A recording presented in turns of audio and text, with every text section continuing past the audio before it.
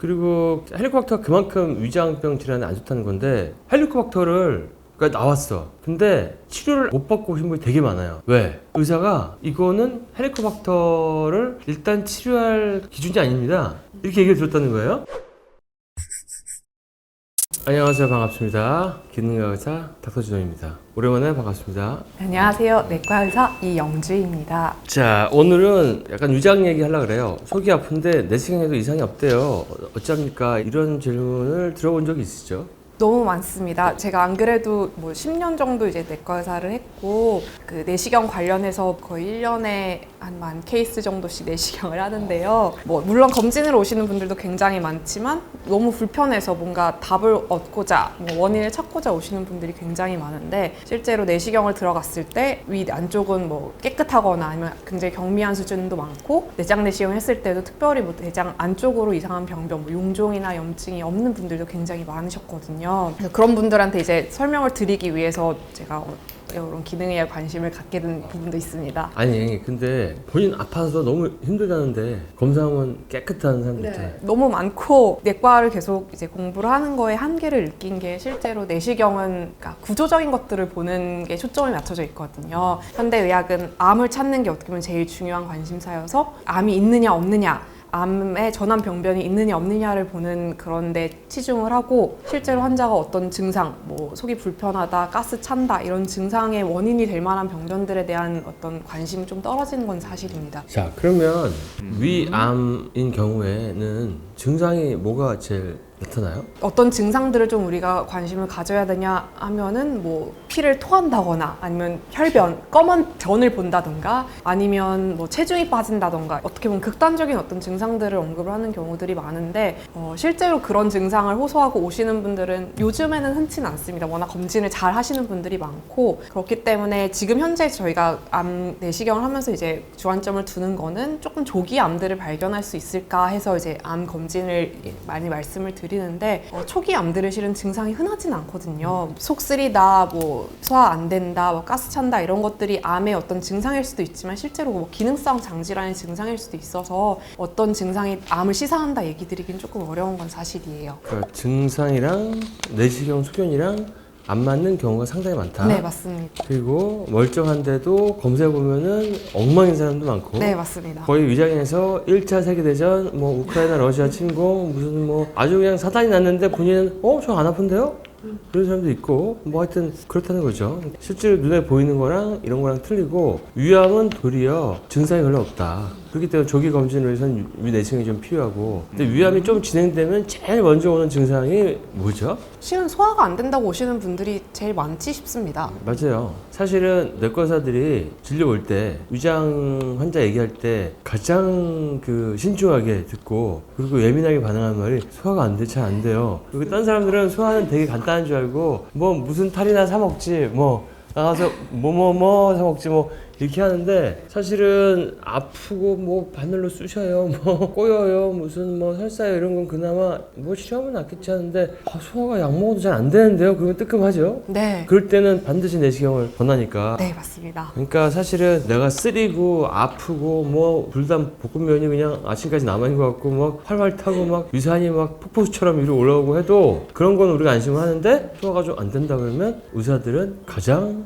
심각하게 받아들이고 표정이 진중해지죠. 그런 거 일반 분들은 잘 모르실 것 같아요. 네. 아니 근데 제가 어저께 유튜브를 하시는 분이 아시는 분도 있을 거예요. 여기 뭐 유튜브 건강 유튜브 많이 보시니까 2014년에 그러니까 자기 아기가 태어나기 6개월 전에 위암 3기 진단 받으신 거예요. 항암하면 1년 살 수 있고 항암 안 하면 6개월 살 수 있다. 근데 항암 안 하면 6개월 살면 3월에 발병했기 때문에 애가 태어날 때까지 6개월이 간당간당하니까 어렵게 얻은 아기인데 이거를 뭐 그런 얘기도 하시는데 근데 그분이 안 돌아가시고 지금 10년째 살아 계세요. 그래서 유튜브 채널 하신 이유가 그것 때문에. 근데 그 얘기를 하시더라고. 본인이 전 세계에 위암 3, 4기인데 나보다 좀 오래 산 사람이 한 명이라도 있으면 내가 희망해가지고 할 텐데 그 한 명이 없더라.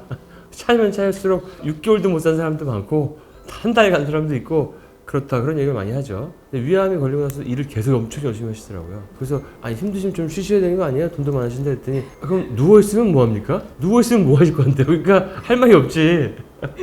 그러니까 되게 바쁘게 살고 이런 것도 사실 우리 건강에 중요하다는 거죠. 그러니까 이제 오늘 소화기 얘기하고 있으니까 제가 좀 궁금한 거 한번 물어볼 건데요. 그러면 선생님은 내시경 깨끗하면 우리 진단을 어떻게 쓰죠? 보통 네거티브 쓰세요? 아니면 CSG 쓰시나? CSG를 많이 쓰고 CSG의 비밀을 또 이거 공개하면 안 되는 거 아닙니까? 네, 맞습니다. 이거 공개하면 소화기내과 의사들이 다 우리를 지탄할 텐데. 뭐 변명을 좀 하자면 우리나라에서는 워낙 뭐 자극적인 음식들 뭐 이런 것들 많이 드시기 때문에 실제로 정상이라고 나갈 수 있는 이 내시경 소견은 거의 없다고 저는 생각을 합니다. 그래서 뭐 CSG가 표재성 위염이라는 뜻인데 실제로 미표면에 뭐 얕은 염증들은 조금씩은 확인되는 경우들이 많아서 제 변명은 그렇게 하겠습니다. 그러니까 이제 우리가 검진을 하면 결과를 쓰는데 사실 네거티브라고 쓴 경우는 별로 없어요. 왜냐면 사람이 증상이 있을 수도 있고 뭐 내시경 할 때 또 우리가 빼먹은 것들이 있어요. 다 아는 건 아니기 때문에 이제 CSG는 크로닉 슈퍼피셜 가스트라이티스. 네, 맞습니다. 그냥 가벼운 표피의 염증이다 이렇게 쓰는데 사실 이렇게 쓰면 사람들은 다 내가 위험이 있구나 네. 생각하시거든요. 근데 다른 한편으로 보면 밤에 여기 강남 한 바퀴만 돌아도 지글지글 막 매운 것들 마시고 뭐 술 먹고 아저씨 뭐 어디 오세요 막 뭐 나눠주고 이런 게 천지예요 정말. 근데 그런 분들이 이제 아침 되면 이제 속 아프니까 병원에 가시는 거죠. 그래서 우리나라는 그런 식생활 포금하는 거 참 안 좋고 저는 우리나라의 폭음에 대해서 알코올에 대한 너무 규제가 약하다는 거에 대해서 조금 그런 생각이 있어요. 사람 친해지고 이런 건 좋은데 이것만 줄여도 여러 가지 환자들이 많이 줄 것 같고요. 우리나라 사람들은 그런 자극적을 먹기 때문에 사실은 좀 심하면 미란성 위염 아니면은 더 염증이 없으면 CSG 뭐 그런 게 많은 거죠. 그러니까 병명을 보고 너무 심각하게 생각하지 마시자. 그런 게 중요하고 그러면은 내시경 깨끗한데 증상이 막 안 좋다 그러면은 어떻게 하세요? 실은 내시경에서 뭔가 유관적인 어떤 소견이 나타날 때까지 시간이 좀 걸릴 수 있다고 판단이 돼서 실제로 불편하다고 오는 분들 내시경 깨끗합니다. 집에 가세요 라고 말씀드리기가 쉽진 않거든요. 그래서 어떤 증상들이 있는지 역류가 있는지 속이 쓰린지 뭐 가스가 차는지 이런 증상에 조금 초점을 맞춰서 약을 처방을 나가는 식으로 하고 있습니다. 자 이런 것도 있어요. 진료보다 보면 저 내시경 할 때마다 헬리코박터 위는 없었어요. 근데 저희가 검사하면 나와. 이거 어떻게 되는 거죠 이게? 여러 가지 뭐 생각을 해볼 수 있을 것 같은데요. 내시경을 들어가서 헬리코박터를 검사할 수 있는 방법들이 뭐 조직 검사를 해서 조직에서 보이는지 아니면은 헬리코박터가 분비하는 어떤 효소들을 간접적으로 검사하는 방법들을 택한다든지 이렇게 여러 방식들이 있고 또 헬리코박터는 어쨌든 조직을 뜯어서 하는 검사이기 때문에 어디를 뜯느냐에 따라서도 영향을 많이 받거든요. 그래서 잘못 뜯으면 안 나오나요? 잘못 뜯으면 안 나올 수도 있고 실제로 너무 위축성 위험이 많이 진행된 부위에서 헬리코박터 검사를 나가면 균이 살 수 없는 환경에서 검사를 한 거기 때문에 헬리코박터가 음성으로 나오는 경우도 있습니다. 그리고 그 잠깐 사이에 어쨌든 감염되는 균이기 때문에 내시경과 진료 사이에 어떤 감염이 됐다고 생각해 볼 수도 있는 부분일 것 같습니다. 여러 가지가 있네요. 근데 검진에 헬리코박터 균이 포함되어 있나요? 국가 검진 내에는 헬리코박터는 필수로 포함은 안 돼 있고 실은 많은 병원에서 헬리코박터 검사를 시행은 하고 있습니다. 요거는 추가로 아마 비용을 지불하고 진행을 하거나 아니면은 내시경 하는 의사가 봤을 때 이거는 검사가 꼭 필요하다, 헬리코박터가 있을 것 같다 판단해서 진행하는 경우들이 많거든요. 그러니까 이제 첫 번째는 난 내시경을 매번 받았는데 헬리코박터 있다는 얘기는 들은 적이 없다. 네. 근데 헬리코박터가 나와. 그럼 이분은 그냥 내시경하면 당연히 할 줄 알고 헬리코박터를 안 하신 거예요. 그럴 수도 있습니다. 그렇죠. 우리나라가 위암 발병률을 줄이려고 내시경을 하는 건데 검진해서 근데 위암 발병의 첫 번째 원인은 헬리코박터거든요. 무려 10년 하면 한 10배, 11배 올라가던데. 그러니까 위축성 위염도 일으키고. 근데 이제 이분은 검진을 해주는데 헬리코박터를 하는 줄 알았죠. 그러니까 이제 이런 거를 여러분들이 아시고 우리나라 같이 위암이 많은 나라는 헬리코박터 검사를 검진에 그래도 매년은 아니래도 좀 넣어주면 좋지 않나. 저는 그런 어떤 의견을 드리고 싶습니다. 그다음에 이제 헬리코박터를 검사를 할 때 아까 안 나올 수 있는 가능성이 있다고 했잖아요. 네. 그게 한 얼마나 될까요? 그러니까 조직 검사 하시면 다 나온 줄 아세요. 네. 왜냐하면 그게 조직을 떼서 하니까 가장 정확하다고 생각할 수밖에 없거든요. 그거는 어떻게 생각하세요? 글쎄요, 이거는 뭐 제가 퍼센테이지까지는 확인을 못 해봤고, 근데 실제로도 내시경 들어갔을 때 이거는 분명히 헬리코박터가 있다, 헬리코박터 때문에 생긴 위험이다라고 생각하고 자신감 있게 뜯었는데 안 나오는 경우도 있거든요. 이런 거는 그냥 인공지능한테 물어보면 되는데요. 여기 확률적으로 통계를 여기 옆에 내주시면 좋을 것 같습니다.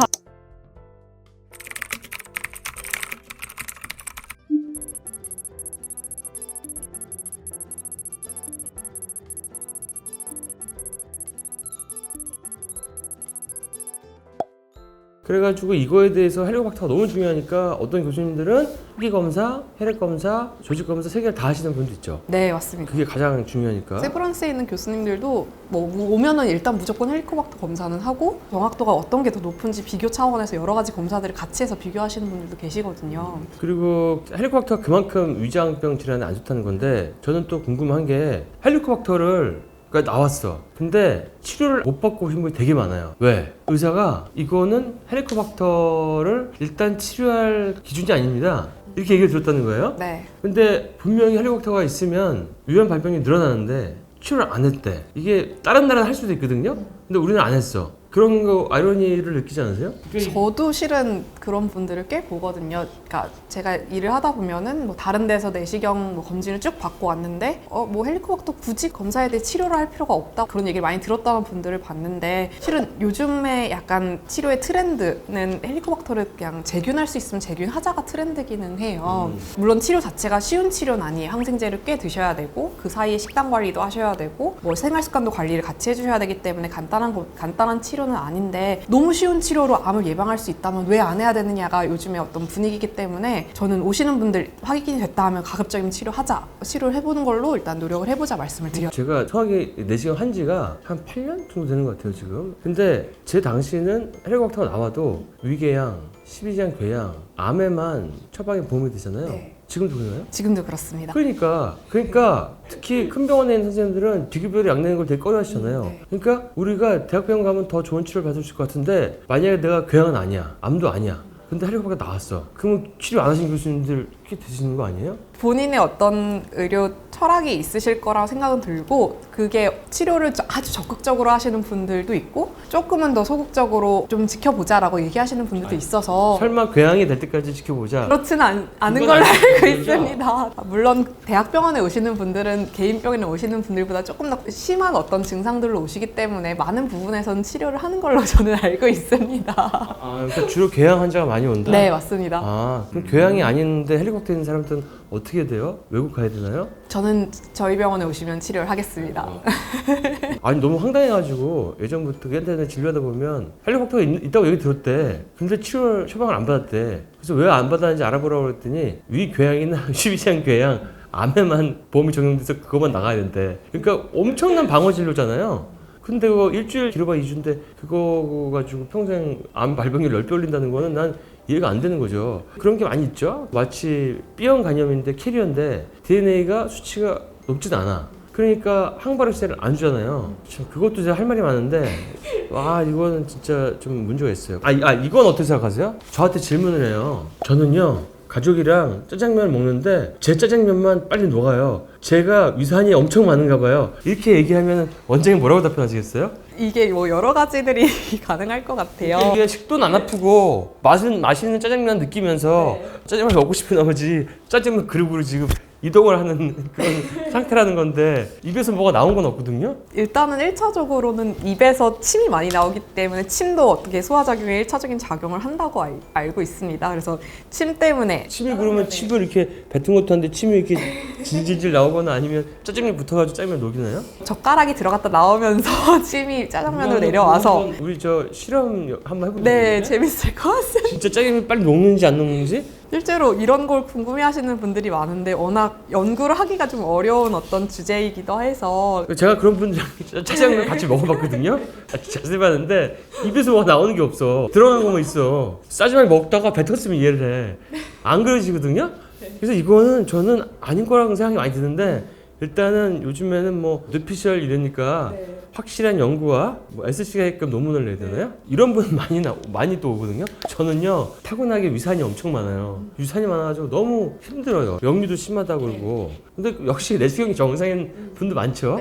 근데 역류가 있는데 그 사람이랑 이렇게 대화하다 보면은 역류 원인을 짚어줘야 되잖아요. 네, 맞습니다. 선생님이 생각하는 가장 큰 원인은 뭐 같아요? 저는 식습관이라고 생각을 합니다. 간헐적 폭식이라든지. 네, 뭐 기름진 음식을 드신다던가 아니면 먹고 뭐 바로 눕는다던가. 실은 소화기가 밤이 될수록 소화 기능이 떨어질 수밖에 없는데 좀 늦은 시간에 뭐 야식을 즐겨 한다든가 음주를 즐겨 한다든가 이런 것들이 일단 1번이라고 생각이 들어요. 그래서 일단 그런 것들에 좀 심도 있게 좀 상담을 하고 그런 것들 교정할 수 있는 부분들이 있는지를 먼저 생각을 합니다. 근데 이런 분들이 보통 또 내시경을 가서 제가 이게 식도가 열려 있는 것 같다고 식도 괄약근이. 네. 근데 저도 내시경을 그래도 조금 했는데 식도 괄약근이 좀 열려가지고 난치성 역류 환자를 보신 적이 얼마나 되세요? 통계적으로 높진 않았던 걸로. 거의 손에 꼽지 않나요? 네, 한 대여섯 케이스 정도 봤던 그러니까. 것 같습니다. 이게 진짜 적어요. 그러니까 사실은 위는 산성이 돼야지 괄약근 스피터가 닫히고 그리고 소화를 시키는데 사실 이게 열리게 만들려면 그 위장을 알칼리로 만들면 되거든요. 산성을 약하게. 그러니까 사실 이거는 위산 과다라기보다는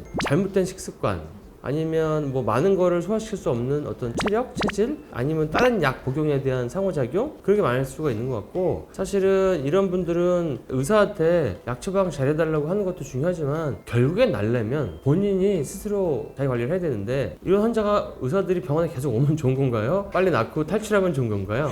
병원을 운영하는 입장에서는 한 명이라도 또 오시는 게 좋겠지만 어쨌든 약이라는 게 오래 드시면은 그거에 따른 어떤 부작용들이 분명히 있을 거고 또 약을 내가 계속 먹어야 되는 상황이다. 내가 아픈 사람이다라는 게 실은 전체적인 어떤 컨디션에 굉장히 영향을 많이 미치거든요. 내가 양약을 끊을 수 있고 내 스스로 어떤 관리할 수 있는 어떤 생활 습관, 뭐 운동이라든가 이런 걸로 내 몸을 좀 건강하게 스스로 관리할 수 있다면 그것 또한 내 삶의 질을 굉장히 높일 수 있다고 저는 생각을 합니다. 그러니까 본인의 노력이 들어가야 된다는 네, 얘기죠. 그럼요. 그렇죠. 의사는 가이드를 해주는 거고 노력은 본인이 하는 거고 완치는 본인이 시키는 건데 뭐 나는 매일 술을 먹으면서 저녁에 반주와 안주를 먹으면서 치료하겠다는 분이 상당히 많죠.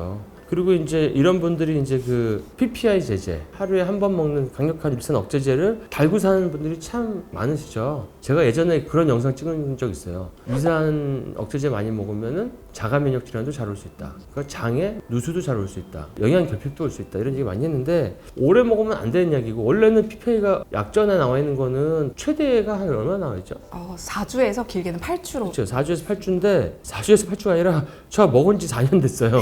난 10년 넘었는데? 근데 그런 환자를 헬리코박터 치료해줬더니 이거 먹었더니 안 아프네? 그리고 약을 끊는 분들도 있고. 네. 그렇잖아요. 자, 우리 오늘 소화기 내시경 얘기하다 보니까 내시경이 아니라 소화기 얘기하다 보니까 시간이 되게 빨리 가는데 여러분들의 궁금증, 특히 이제 기능학 클리닉에 오시는 분들은 아니 내가 내시경도 매니저 하고 했는데 내가 암이 왜 걸렸냐 뭐 이런 얘기도 하시고 위를 내가 지금 이거 점막하 종양인데 이걸 내가 지금 수술을 해야 되냐 말아야 되냐 뭐 그런 것들이라든지 아니면 뭐 헬리코박터가 있는데도 없는 줄 알고 가져갔다 다 옮기고 사실 위장이 좋아지면 만병이 좋아지고 치료의 근원이다라고 포크라테스가 얘기했나요? 네, 그런 것 같습니다.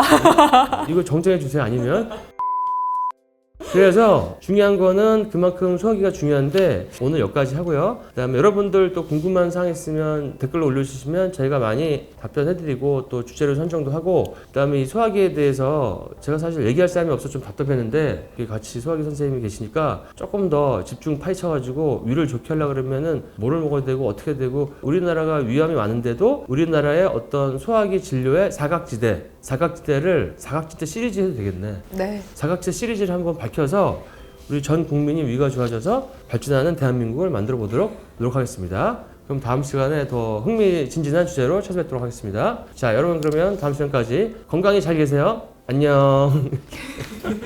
여러분들 도움이 되셨다면 좋아요, 구독, 알림 설정 눌러주시고 다음 시간에 또 좋은 주제로 찾아뵙도록 하겠습니다.